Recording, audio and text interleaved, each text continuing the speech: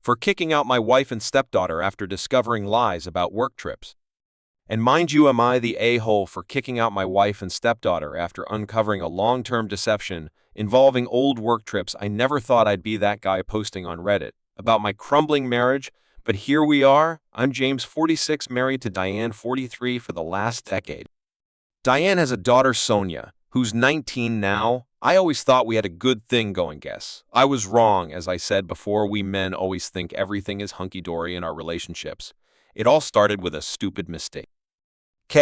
I was cleaning out the garage last month, trying to make space for the new lawnmower. We've lived in this house for 8 years now, and it's amazing how much junk you can accumulate. I was going through old boxes, deciding what to keep and what to throw out, when I found an old suitcase of Diane's. I figured it was just more junk, maybe old clothes she'd forgotten about, thinking I might find something worth donating. I popped it open. Inside, I found a bunch of souvenirs, keychains, postcards, little knickknacks, normal stuff, except they were all from places Diane had never mentioned visiting. Now Diane travels a lot for work. She's in pharmaceuticals, always jetting off to conferences and meetings. At least that's what I thought. I never questioned it much.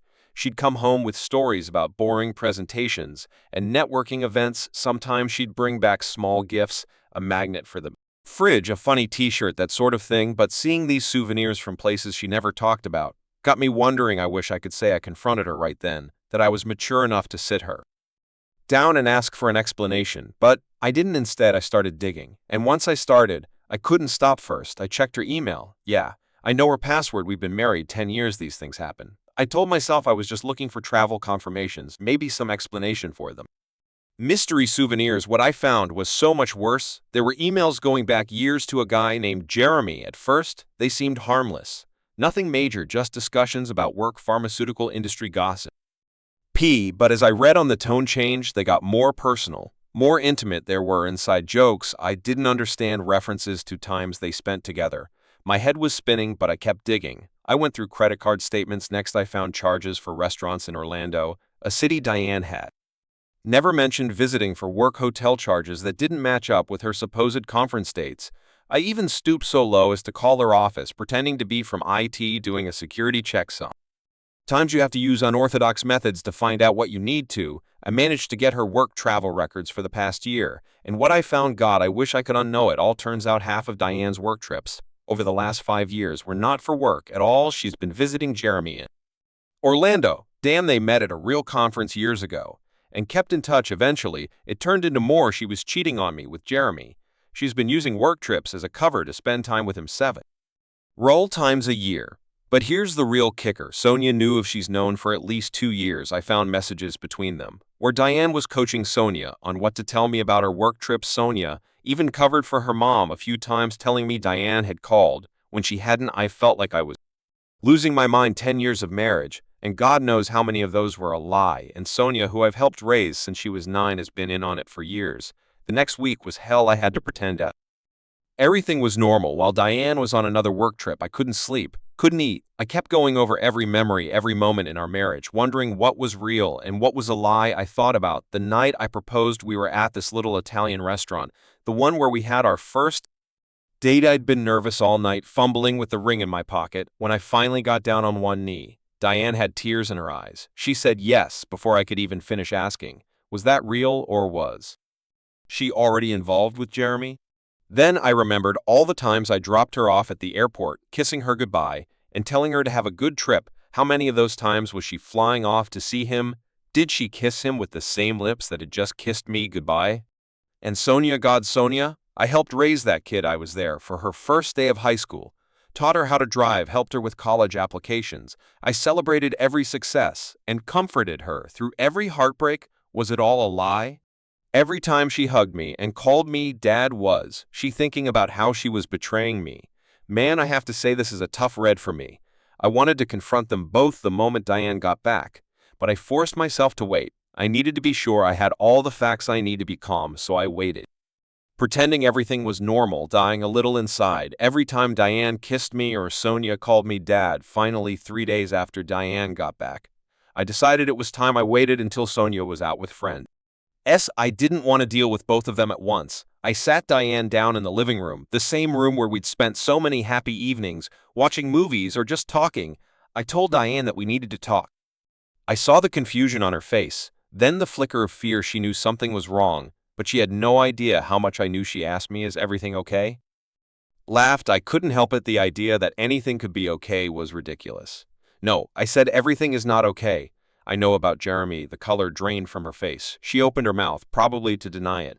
But I cut her off. I laid out everything I'd found, the emails, the credit card charges, the travel records. With each piece of evidence, I saw her crumble a little more when I finished. There was silence. Diane was crying, mascara running down her cheeks. Part of me wanted to comfort her, to wipe away her tears like I'd done so many times before, but a bigger part of me was glad to see her hurting. I wanted her to feel a fraction of the pain I was feeling. She said she was sorry. I never meant for it to go on for so long. "I love you. I do, but I have feelings for Jeremy too. I'm so confused." I didn't know how to end it. What would I tell her? Go live with him then. I needed to know how much of our marriage had been a lie. She hesitated. 5 years, she said. But it wasn't always physical at first. We were just friends. 5 years, half of our marriage. I felt like someone slapped the hell out of me and Sonia. How long has she known? Diane looked surprised that I knew about Sonia's involvement. 2 years, she said. She found out by accident. I made her promise not to tell you. I told her I'd end it with Jeremy, but you didn't. She claimed she tried. I didn't believe her. I stood up. I couldn't bear to hear any more excuses. "I want you out of this house." I said, "Go stay with your sister. I'll have divorce papers drawn up." Diane started sobbing harder. "Please, please, James, we can't work this out. I'll end it with Jeremy for good this time. I'll do anything they always say, that please don't throw away 10 years of marriage." I laughed again, but there was no humor in it. "You threw it away every time you lied to me. Every time you went to see him, you threw it away." "Not me." She tried to argue more, but I was done listening. I went upstairs and threw some of her clothes into a suitcase, the same suitcase that had started this whole thing. When I came back down, Deanne was still on the couch crying. "Get the hell out," I said, dropping the suitcase at her feet. "Now I can't even look at you." She left, still crying. As soon as the door closed behind her, I broke down. I'd cried like I hadn't cried since I was a kid, for the marriage I thought I had, for the future I thought we were building, for the love I thought was real. Dealing with Sonia was even harder. She came home the next day full of stories about her night out with friends, acting like everything was normal. It made me sick. I waited until after dinner to confront her. "Your mom is staying with your aunt for a while. I know about Jeremy, Sonia. I know you've been covering for your mom." The look on her face was like a knife to my heart. Shock, fear, guilt. It was all there. She started crying immediately. "I'm so sorry," she sobbed. "Mom made me promise not to tell. She said she'd end it. She said it would break up our family if you..." I didn't respond to any of the messages from Diane or Sonia for weeks.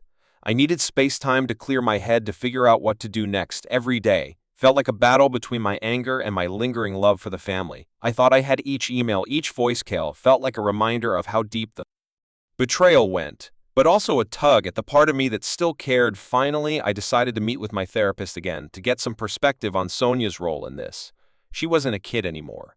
She was an adult, but she'd still been manipulated by her mother, and that fact gnawed at me. Was I really punishing her for something that was more Diane's fault? Or was Sonia just as guilty? "James," my therapist said after I'd gone over everything again, "what do you want for your future?" That's the question you need to answer. It's not about what Diane or Sonia deserve. It's about what you need to heal. I mulled over his words for the next few days. Slowly, I started to come to terms with the fact that my anger, while justified, couldn't guide me forever. I needed to take the next step, whatever that was. I reached out to Sonia. First, I couldn't ignore the fact that I'd helped raise her, that we had shared a bond. Even if she had been part of this deception, I asked her to meet me at a park, a neutral place. When she arrived, I saw how much the last few weeks had weighed on her. Her face was pale, her eyes swollen from crying. She looked terrified, unsure if I'd ever forgive her dad. She began, her voice cracking. "I'm so sorry." I held up my hand to stop her. "Sonia, I don't know what to say. I'm hurt, betrayed, but I also know you were put in a horrible position." She broke down in tears, covering her face with her hands. "I didn't know what to do. I didn't want to lose you," Mom said. "If you found out, you'd leave us both." I was scared. He sighed, feeling my own emotions rise to the surface. "You should have come to me. I would have been there for you. You're an adult now, and you made a choice to keep this from me. For years that hurt, Sonia, but I also understand why you felt trapped. I don't want to lose you," she whispered. "You're the only dad I've ever known." I was silent for a long time. "I don't know if things can go back to the way they were, Sonia. I need time, I need space, but I won't shut you up.